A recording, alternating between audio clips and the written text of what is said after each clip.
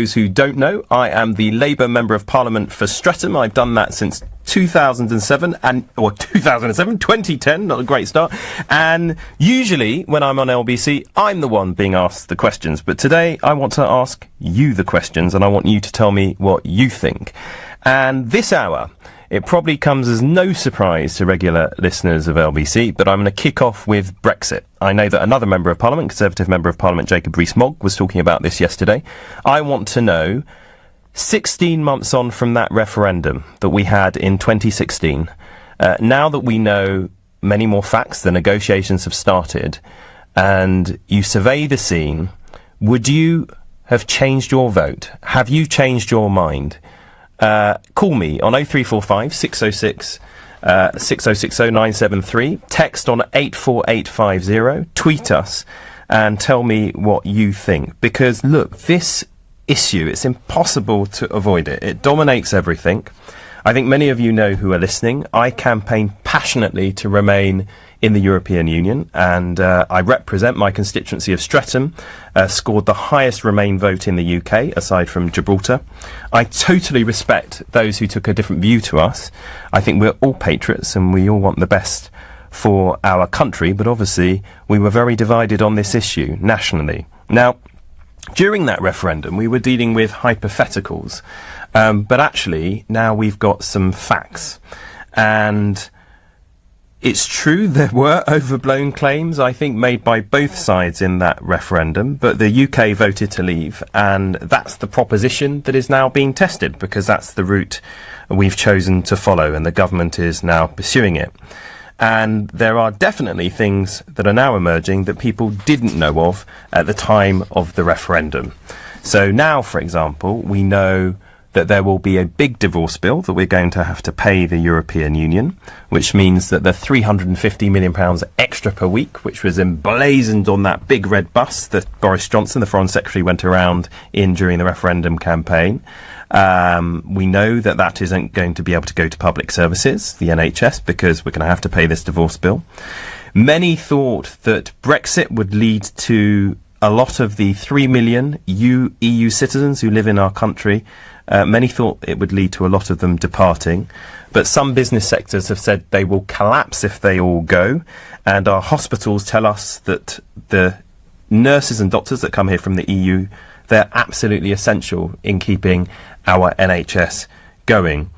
And of course we were also told that we're not going to, well, we were also told during the referendum that we could enjoy pretty much all of the same economic benefits we get as a member of the European Union after leaving, and the chief negotiator of the European Union has said that simply won't be possible. And of course now, aside from the facts, there is serious talk of there being no deal, of us not actually reaching any agreement with the European Union at all. Now, of course, during the referendum we were told that the EU, the Germans, the French, other EU countries would definitely agree to what we wanted and give us a deal, because the Germans were so keen to sell their cars to the UK, the Italians are so keen to sell Prosecco to us, and so on. Now, I think this whole thing is going to be a disaster, but perhaps you think differently. Call us 0345 6060 973 and tell me what you think. Another thing that I found quite curious, actually, particularly given he campaigned on a mantra of America first, is that we were told that other countries would make up for the lost business and trade that we otherwise would have done with the European Union once we leave, and America in particular would ride to our rescue with a trade deal, fantastic trade deal. And of course, when President Trump became the US president, he made noises about achieving a quick deal with the UK, who he saw as an increasingly important partner. But we've seen recently one of our companies, Bombardier, who produce aircraft, engines and the rest of it, they've been slapped with a 220% tariff by the Americans on some of the goods that they wish to sell, because the Americans don't like the fact that they have reached a arrangement with Canada and selling their planes to Canada, so they've slapped us with a 220% tariff. So it doesn't look like the Americans will come to our aid if we have serious economic problems and are not able to trade in the way that we wanted after we've left the European Union. I did allude, though, to there being overblown claims on both sides. I think it's only fair that I say that. People will remind me, no doubt, that there were talks of economic Armageddon, and that hasn't happened. The former Prime Minister, Conservative Prime Minister David Cameron, he was characterised as suggesting that we would have World War III, possibly, and no longer have peace in Europe if we left the European Union. Clearly that hasn't happened, and okay, North Korea is posing a threat now, but I'm not sure that's related to Brexit. George Osborne, when he was the Chancellor during that campaign in 2016, said that if we left the European Union, he would have to have an emergency budget to provide for huge spending cuts as revenue to the Exchequer fell massively. That didn't happen. So, you know, I concede there were overblown claims made on both sides, but we do now know more of the facts.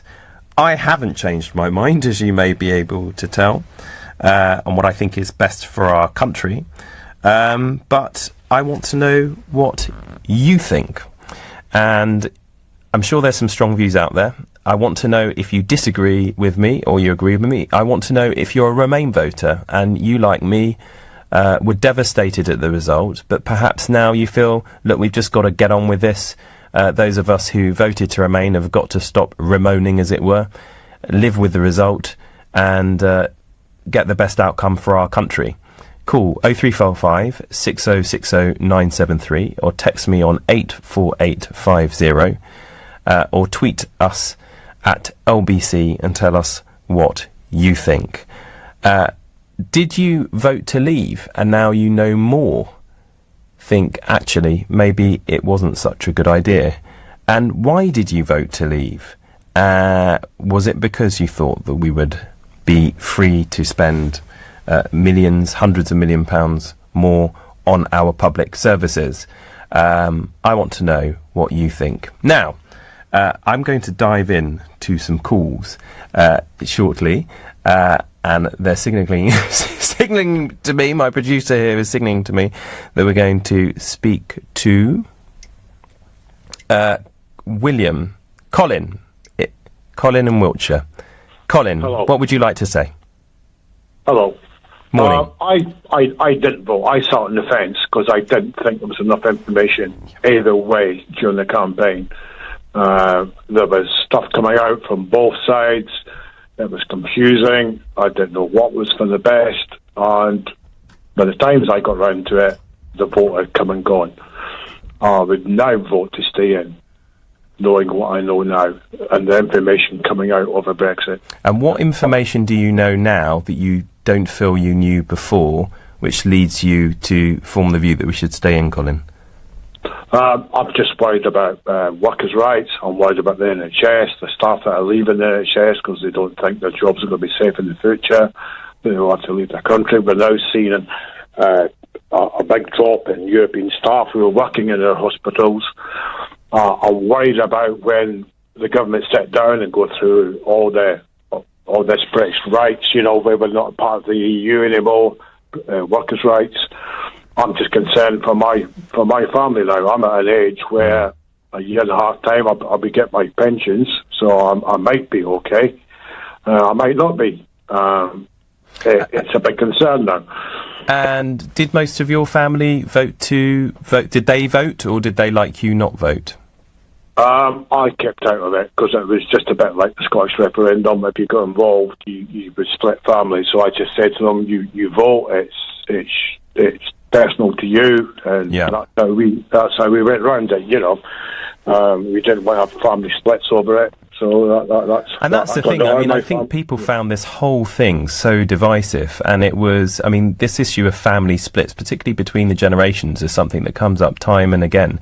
But on workers' rights, just to play devil's advocate with you, Colin, what the government says it will do with workers' rights is simply transpose the rights that you have as a result of us being a member of the European Union into UK law. So we've got this big piece of legislation that we're dealing with in the House of Commons right now called the EU Withdrawal Bill, and they'll say, look, don't worry, Colin, those workers' rights that you have before we leave the European Union, you're going to continue to have them after. Why don't you believe them?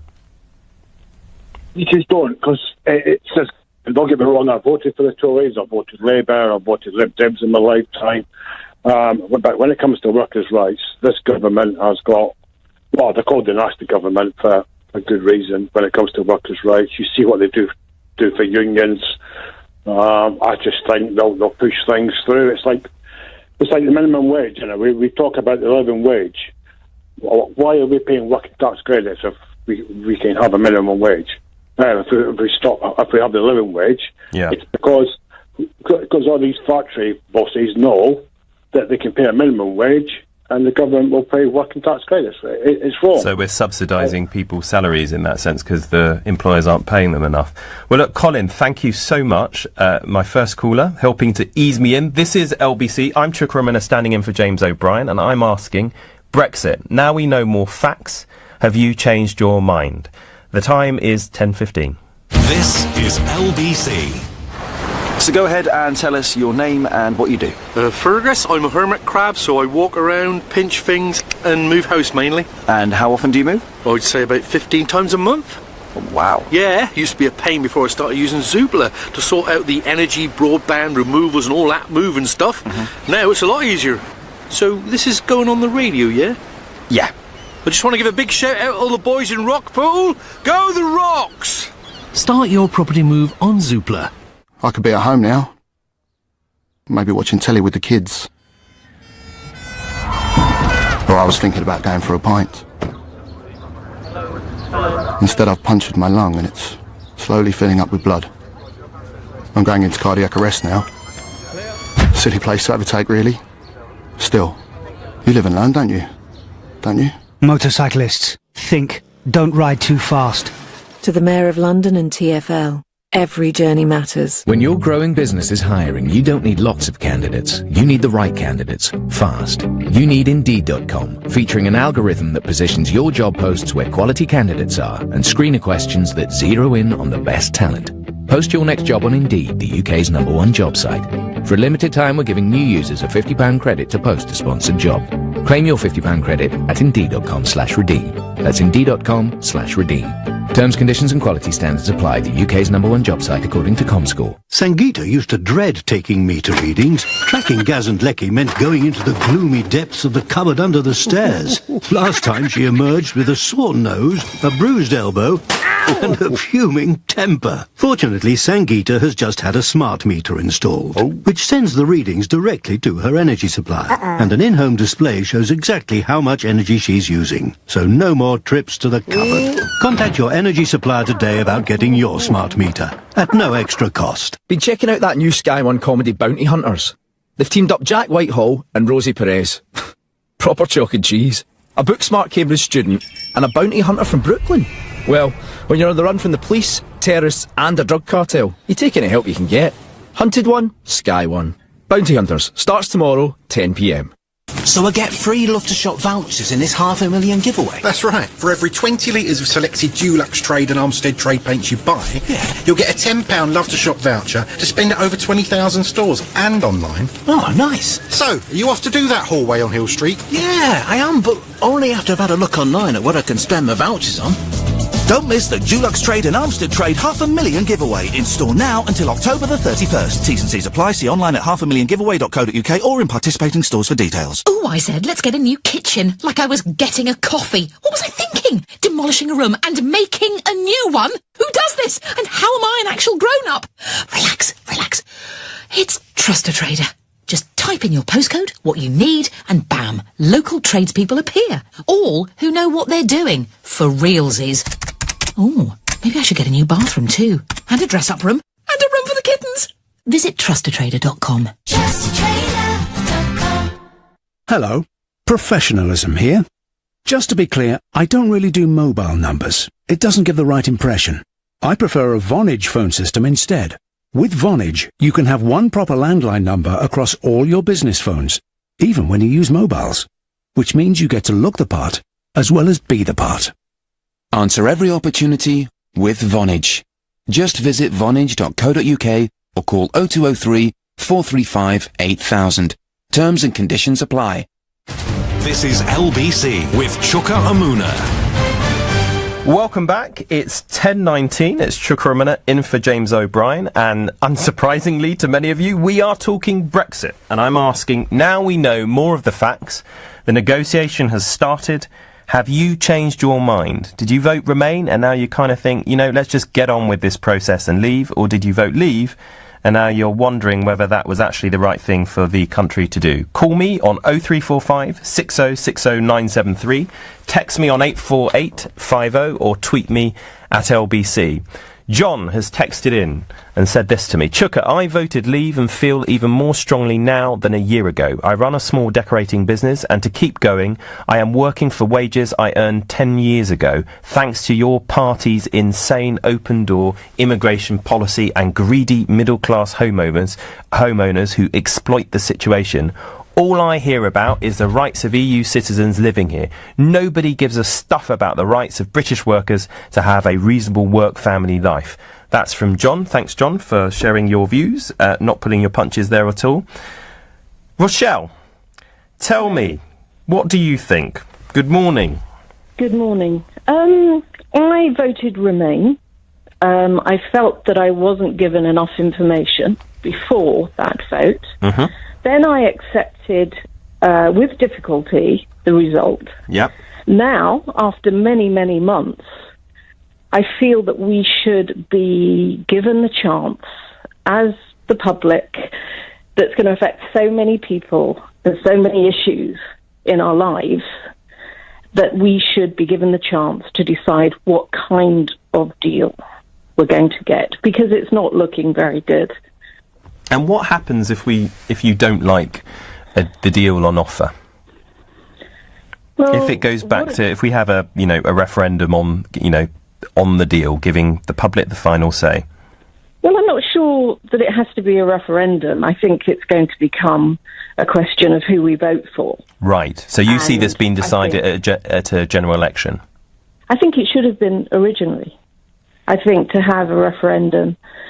With regard, my concern is the information that we were all given. I don't think it was honest.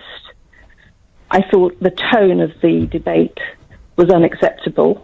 And would you say that was on both sides, or is there anything any piece of dishonesty that stands out to you? Well, the NHS, the figure on the bus is one of the issues. With the NHS struggling, we know that there's not going to be funds for the NHS. Yeah. Everyone keeps saying it's going to be expensive. It is. And I'd just like to say that being part of in the EU is more than a trade deal. It's about many, many things. And what are the other things for you beyond the just our trade? relationships with Europe. They're our closest allies. We work closely with them. And the issue of immigration. Being used as a weapon, I feel. This country is based, it has a history of immigration. Yes. And I think it was just used in an unfair manner. Mm-hmm. And I think it's left sort of, the tone of the debate wasn't very... Well, look, impressive. I agree with you, and I actually put down an amendment to the Article 50 bill that started this whole process in the House of Commons in February, requiring the government to publish its plans to spend an extra £350 million extra per week on the NHS. And they all, including the big protagonists who went around in that bus, like Boris Johnson, they voted against my amendment for them simply to set out plans on how they were going to spend £350 million extra per week on the NHS. Rochelle, just tell me a bit about yourself. We know you're from Caterham. How do you see this impacting on your family and your life? Well, we had lots of arguments in our family over a Sunday roast with people wanting Brexit and others like myself and younger members. And actually, it wasn't just younger members. It was, some of us that are middle-aged wanting to remain in Europe. We've got family living in Europe.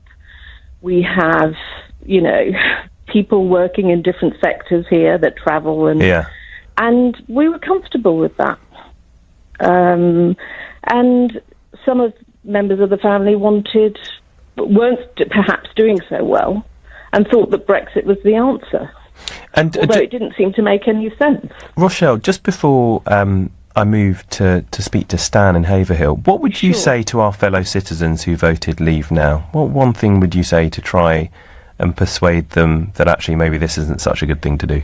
Okay, well, one of the main questions I would ask, is this really going to change is Brexit really going to change your day-to-day life? And did we vote to be poorer? Have we just come out of a recession to now go into a Brexit negotiation that's going to make most of our lives difficult? Okay, well, look, that's a good... Let's put that to Stan. Stan in Haverhill. Did we vote to make ourselves poorer? Why should we trigger another recession when we've just come out of one by leaving the European Union? Only yuppies say about, we've made ourselves poorer. Oh, dear. Oh. That's all I care about is money. How do you know Rochelle's a yuppie?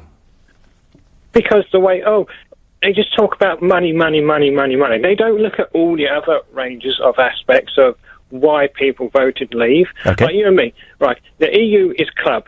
We're paying membership money to that club, yeah? That's right, yep. If we stop paying that membership money, we can spend it on the NHS and other things that we need to spend money on. Right, I'm not part of the Labour Party, and you are. Yep. It doesn't mean I couldn't work with you, does it?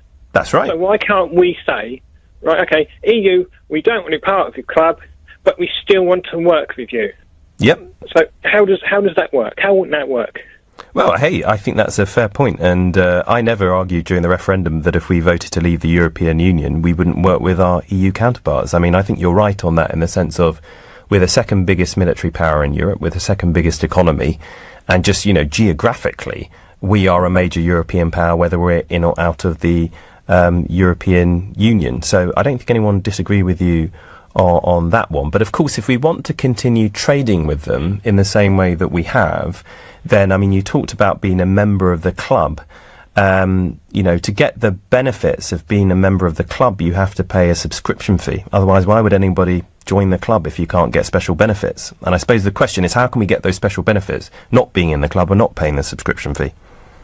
Well, can I ask you, right, do you know Germany, with 30% of their car industry?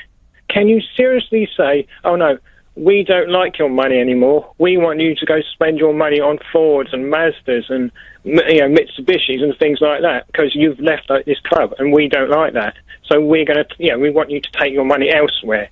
They're going to work something out.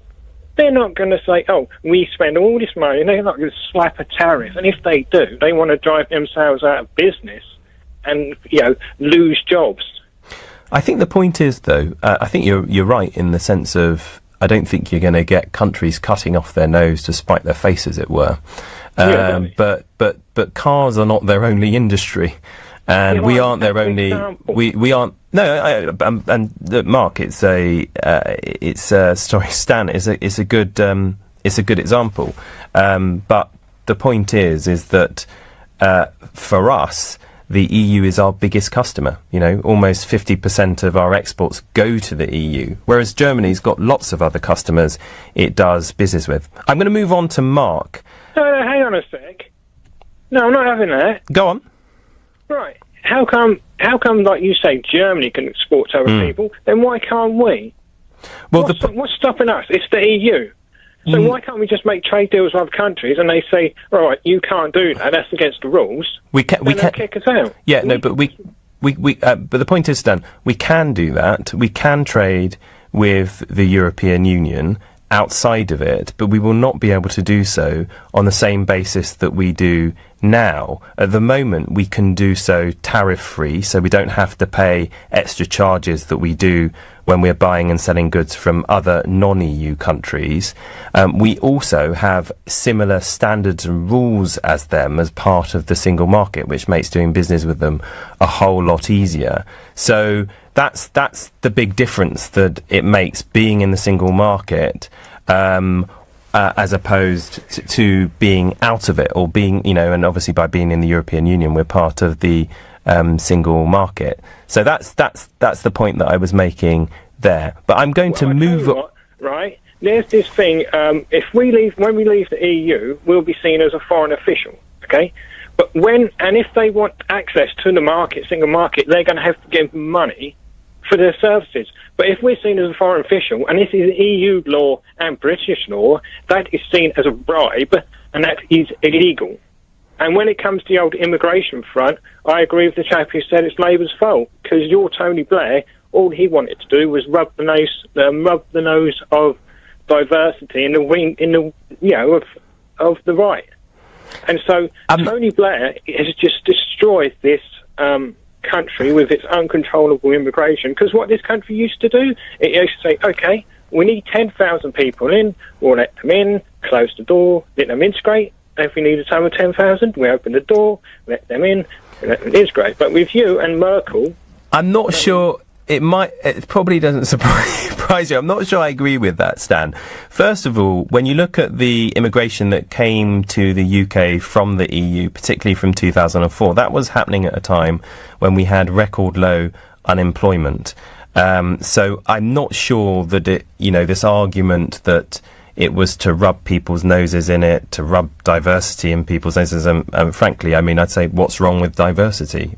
You probably expect me to say that I'm a product of it. Where I think we should have done better is actually supporting areas that go through population change to be able to handle the change in their area, both in terms of resources that go to public services, but also integration, which is something that you mentioned. And I think definitely we should spend a bit more time talking about what happens when people come and settle in our country, or certainly as much time spent on that as we do actually talking about the numbers. Anyway, I'm slightly overrunning now because I want to hear what Stan had to say. The time is 10:31. It's now headlines with Thomas Watts. The EU could be defeated if it doesn't maintain unity, according to the European Council President. Donald Tusk has told MEPs it's up to the UK to decide whether there's a good Brexit deal or if Britain should leave the European Union at all. It's reported a British man who's been fighting the Islamic State group in Syria has been killed. Jack Holmes from Bournemouth is thought to have died while clearing landmines in Raqqa, according to members of the Kurdish militia YPG. And there's a warning police are failing the victims of slavery because of delays and investigations ending too early. Research shows just 25 cases were successfully prosecuted by 17 forces in England and Wales over the last 2 years. LBC weather, mostly cloudy and mild with some rain in the north and west, brighter in Scotland and Northern Ireland, a high of 19 degrees. LBC travel on the M25. The clockwise Exeter Road remains closed at junction 1A at the A282 following an accident. There are delays back over the QE2 bridge, and I've just been told it's likely this will stay closed for some time yet. Also on the M25, very slow anti-clockwise at junction 26 at Waltham Abbey after an accident that happened earlier, but all the lanes are now back open. Long delays continue in Shaswell and all the surrounding areas because the highway stays closed both ways, and London Overground trains are suspended from Edmonton Green to Cheshunt. LBC Travel, I'm Joanne Webb. This is LBC. So, what's your name and what do you do? Well, my name's Laura and I'm a hermit crab, saltwater, and I'm single. Okay, and how did you find your new home? I sorted it all on Zoopla. I needed somewhere with an easier commute. Oh, really? Where do you work? Well, you know that blue wavy thing at the end of the sand? The sea? Yeah, that's the one. I only searched for places with less than a 30-minute commute on Zoopla and I found this little baby, but, what are you doing after, this? Just work. Start your property search on Zoopla. At Oak Furnitureland, everyone knows our furniture is 100% solid hardwood. And it's also up to 50% off. But most importantly, it's 100% solid hardwood. Yes, but don't forget it's also up to 50% off. Don't miss Oak Furnitureland's amazing 2-day sale, where there's a fantastic range of 100% solid hardwood with up to 50% off. Hurry, our 2-day sale must end Tuesday. Order today for guaranteed Christmas delivery. Visit oakfurnitureland.co.uk to find your nearest store. I could be at home now. Maybe watching telly with the kids. Or I was thinking about going for a pint. Instead, I've punctured my lung and it's slowly filling up with blood. I'm going into cardiac arrest now. Silly place to overtake, really. Still, you live and learn, don't you? Don't you? Motorcyclists, think, don't ride too fast. To the Mayor of London and TfL, every journey matters. Is your business structured in the correct way to manage your exposure to income tax, capital gains tax and inheritance tax? Does your business structure assist you in achieving your goals?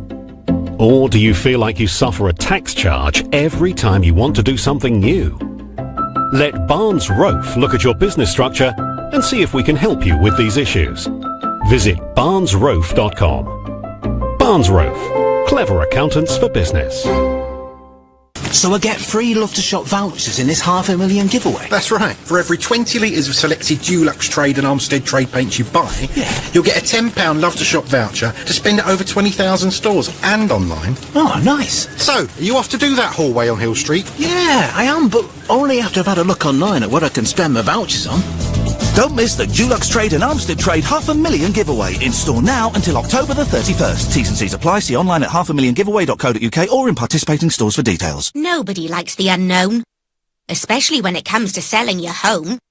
So don't choose an estate agent, choose Property Rescue. They'll simply buy your property direct, which means you could exchange, with money in the bank, in just 48 hours. So, no need to worry about the unknown of selling on the open market. Get that just sold feeling with Property Rescue.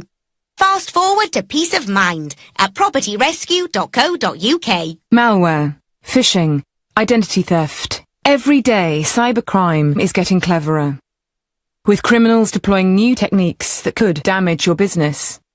For example, this ad has been voiced by me, a professional actress, and me, a synthesized AI copy. Could you tell who was which?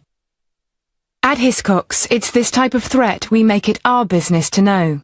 That's why our specialist business insurance helps you stay one step ahead of cybercrime. To find out more and to see what lines were real, go to hiscox.co.uk/one step ahead. Hiscox. Ever onwards. Chuka Umunna on LBC. Call 0345 6060 973. Good morning again. It's 10:36. I'm Chuka Umunna. I'm standing in for James O'Brien today. And we're talking Brexit. We're asking, now that we have started the negotiations and we know more of the facts, have you changed your mind compared to how you voted in last year's referendum? Call me on 0345 6060 973. Text us on 84850. Tweet us at LBC. Now, we've got a lot of texts in on this issue. Dave says, please could you tell me if there is any chance that the decision to leave could be reversed, either through another vote or government deciding not to go ahead? No one seems able to tell me. Well, Dave, legally, the view amongst many lawyers is that if the government wishes to stop the Article 50 process for whatever reason, it can do so, because what we have done is notified the European Union's Council, which is made up of the heads of government of EU members. We've notified them of our intention to leave, but we are not obliged to leave. And there's nothing that requires this issue to be referred back to the people, either in a general election or a referendum. But my own view is if the people are to be given the final say on this issue, then you will need to have the public decide this issue. I don't think that is something that Parliament, MPs, albeit we are the representatives of the people, but I don't think it's something that we could do alone, given that in the end it was a vote to leave the European Union in a referendum that led to the process starting. Keith says, hi Chuka, Brexit was hard to analyse as there were so many factors to account for. Trade deals aren't done to benefit people, they're done for globalists. How has NAFTA, which is a North American Free Trade Agreement, how has that worked out for American citizens? He says that Brexit equals revolt. By the way, big respect to you for doing this show. Well, thanks for that, given I think you probably disagree with me on the whole Brexit issue. Now, Mark has been waiting very patiently. I was going to bring you in during my discussion with Stan, the caller before, in the last segment, and I'm grateful to you for hanging on. Mark, tell me what you think. Hi, Chuka. Good morning. Yeah, where to begin with this one? So, the big one. Yeah, indeed. I think my personal view is that obviously Cameron, during his time as Prime Minister, went off to attempt to gain some form of renegotiation of our deal. I think a large proportion of the electorate saw that as a failure. And I think my personal reasons, I mean, I personally voted to leave, and if I had to give a sole reason for that, I would suggest that the European Union, in its fundamental principles, I kind of agree with. So I like the aspects of being able to trade freely amongst countries with similar interests. I like the security perspective, and I think there's a lot of common things that all the countries that make up the European Union share. Yeah. However, by its own admission, and I forget the chap's name, the Dutch representative said himself after the Brexit vote, this vote was a reflection of the fact that we need to change. And I think the biggest aspect of that is people view the European Union, rightly or wrongly, as having a large amount of bureaucracy, a large amount of wasted money that is spent on things that are irrelevant. We certainly didn't join the European Union to be told what metric our food should be measured in, how much water should be flushed down our toilets, things like this. Yeah. Well, the thing is, if you look at the landscape now, I was just going to say, what I find very, very strange now, I always held the opinion that ultimately, despite us leaving, both the European Union and the UK would want to get a deal done, because there's still that common interest, there's still jobs at stake. Well, let's hope, Mark, that you're right on that. And I'm sorry, I would have loved to have spoken to Mark for a bit longer, but we had a bit of a dodgy line there. But thank you very much for calling in, Mark. I'm going to go to Terry. Terry, tell me, how did you vote and what do you think we do now? Well, I voted to remain, but I would definitely vote to leave now because of the way we've been treated, the way the negotiations. I've never, ever seen anybody so unprofessional as Juncker and Barnier, and I would compare them to Statler and Waldorf on the Muppet Show, stood in the balcony laughing at us. They're the most unprofessional, useless pair of people I've ever seen in my life. OK, so I can tell you're not their biggest fan, but what in particular has offended you in terms of the way that they've conducted the negotiation with the UK? What do you most object to, Terry? Well, I most object to is all they're interested in is a divorce bill, right? Which is outrageous. I mean, they started off with 100 billion, didn't they? So do you have a problem with us paying a divorce bill per se, or is your issue the amount that they seem to be haggling over?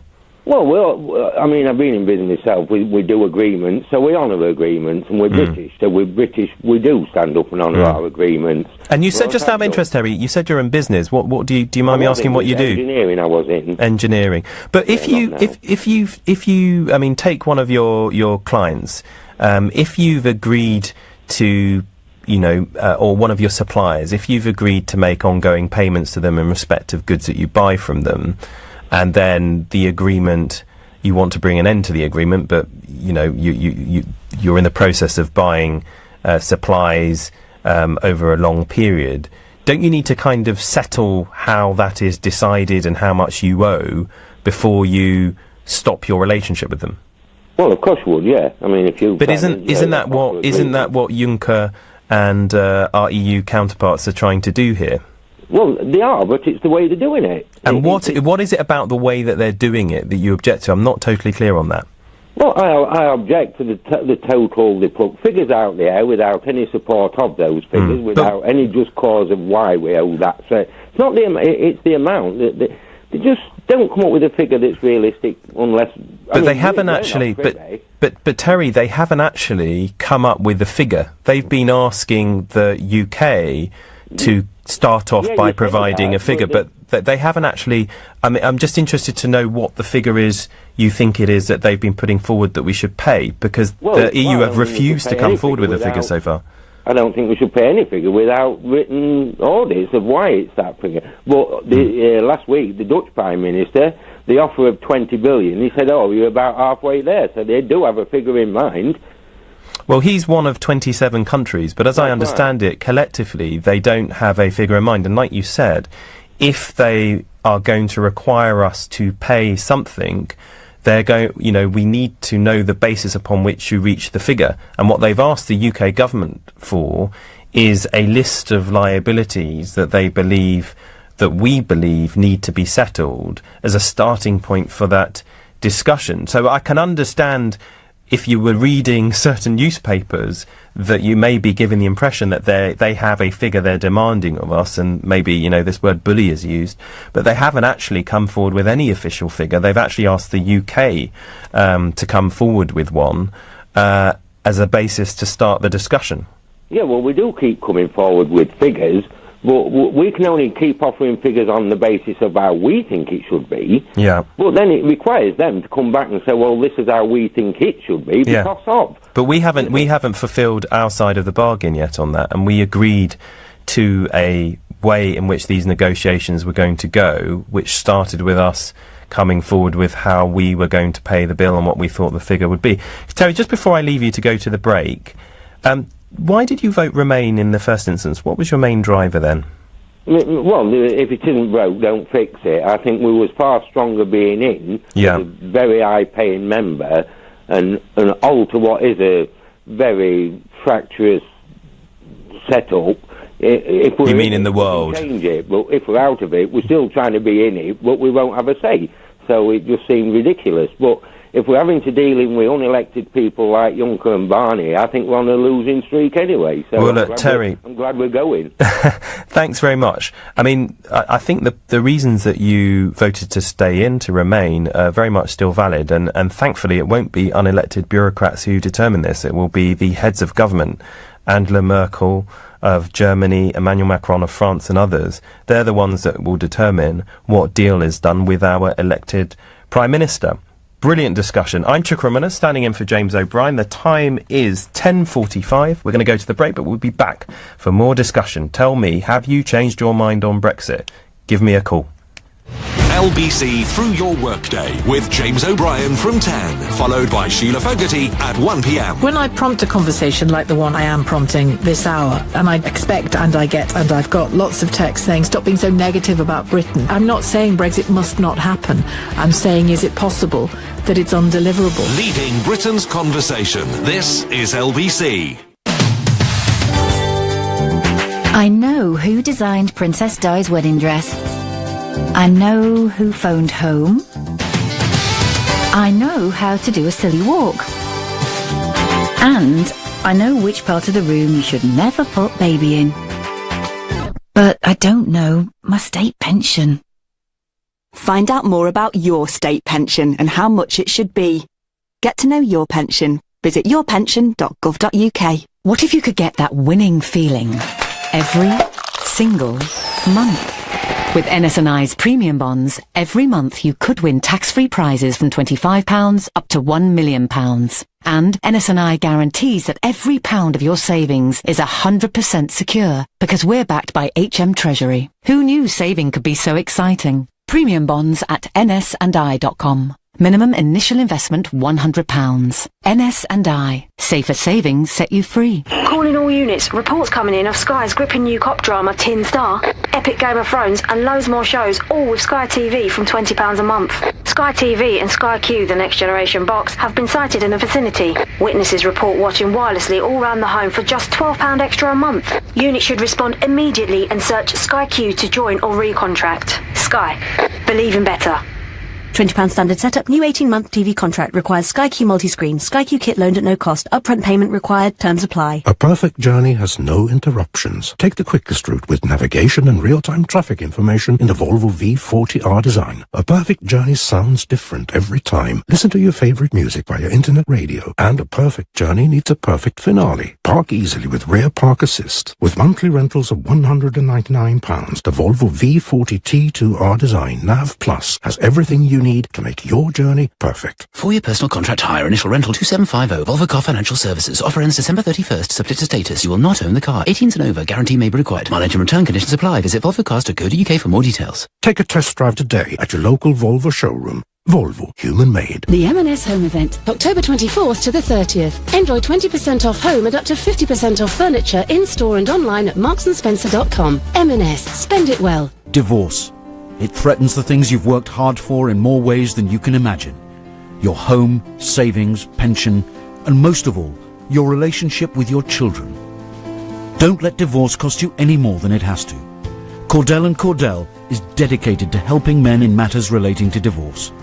Call now on 0330 60 60 161 or visit cordellcordell.co.uk. Office in central London. A partner men can count on. In England, some constituencies have a lot more electors in them than other constituencies. Boundaries are changing to make parliamentary constituencies more equal. Don't miss the last chance to help us shape the new constituencies in your local area. Time is running out. View a map of the proposed changes in your area and have your say at bce2018.org.uk. Begin. Grow. Imagine how much more you could do. With fast, affordable business loans, you can find out. Funding Circle, for those made to do more. Visit fundingcircle.com. Authorised and regulated by the Financial Conduct Authority. Leading Britain's conversation. LBC with Chuka Umunna. Welcome back. It's 10:50. It's Chuka Umunna standing in for James O'Brien. We are talking Brexit, and I'm asking whether any of us are prepared to change our minds on this issue now that we know more facts and we're seeing how the negotiations are progressing. Now, we've been getting your texts in, your tweets in. Please keep calling at 0345 6060 973. Text me on 84850. Tweet at LBC. Jane Pierce has tweeted, May already offered 20 million. I think you probably mean 20 billion there, Jane. And it's not enough. Why should we offer when we don't know if we'll get any deal? Negotiation my foot. And then Bicycle Repairman. I love some of the names on Twitter. How about you and your colleagues backing Britain for a change instead of trying to score political points at the expense of the UK? I started the show, Bicycle Repairman, by saying, look, yes, I'm a strong Remain supporter. I represent the most Remain constituency in the country, but I acknowledge that people on both sides of the argument, we're all patriots, we all want the best for our country, and I hope that you can do that too. We also got a text in, and unfortunately they didn't leave their name, but they said, Hi Chuka, there is a splendid way forward thanks to Cameron. Brexit will fail, and with it the nasty party, giving the UK I think he means leaving the UK to take back its prominent place in the EU and lead from the centre of world democracy. Can't wait! Exclamation mark. Oh, it's from James, and he says, P.S. As Dutch nationals living in Devon since 1979, we're still baffled not having been able to vote in the referendum and are very cross with the dirty play of misinformation by certain tabloid newspapers over many years. No wonder so many English British are disastrously misguided. I expect that's going to provoke a few responses. Catherine is on the line. Tell us what you think, Catherine. Thanks for joining us. Hi, Manchester. Chuka, thanks for taking my call. Yeah, I'm in Manchester. We love Manchester. Yes, Went to university there. Oh, it's a great place. Great city. Great city. My mother's asked me to ring in on her behalf, Chuka. She's 83. Wow. She voted leave. And over the last couple of months, she has changed why did she? Oh, well, that's good to hear. But why did she vote to leave? Her main reason was the NHS. Now, she's a woman. She's a bright woman. So whatever anyone says about people being silly to believe buses and things, she's a very bright, intelligent woman. She's 83. She remembers life before the NHS when her mother, my mother had a sister, and when my grandmother had to choose which one she could afford to send to a doctor when they were ill. So the NHS is incredibly important to her, and she actually believed that coming out of the EU would give more money to the NHS. So she is very, very angry that Brexit is now seen to be costing us billions. Yeah. She feels angry and conned. She feels like she was lied to as well. She never wanted to leave the single market. She wanted to leave the EU but stay in the single market, which, as an intelligent woman, she knows we can. And now all this talk of no deal, she's very, very angry. Well, look, I don't blame her, Catherine. Look, I'm going to go to Mark, because Mark's calling from Lisbon in Portugal. and you were telling us about your parents too. Tell me, presumably, Mark, you were here during the referendum, but you are either on holiday or have moved to Lisbon. Tell us about your situation, and then tell me how your family's changed its mind on this. Hi, Chuka. Hi, Mark. I'm actually visiting my partner who's in Lisbon at the moment. Right. But I was in the UK during the referendum, and I voted Remain. Right. And I was devastated by the result. But my parents are Leave voters, and they voted Leave because they wanted democratic accountability. And I think that we shouldn't so easily dismiss that desire for democratic accountability, because if we do and we dismiss the referendum result, we're doubling down on that concern that people had. And I just, as much as I was devastated by the result, I don't feel that undermining the referendum result is, I think the consequences that will have for the UK and the EU are quite dire. Can I ask you a question, Mark, actually? And I totally agree with you in the sense that we can't dismiss those who voted to leave. I've never done so. And I'm very careful, actually, not to talk about people being, if you like, lied to or conned.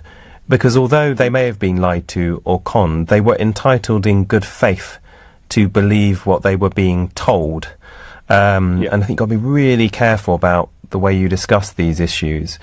But so you're still not thinking this is a good idea, but you think we get on and do it. Can I ask you something about, you said not dismissing the result of the referendum. What about if the people were given the final say on whatever deal is reached with the EU?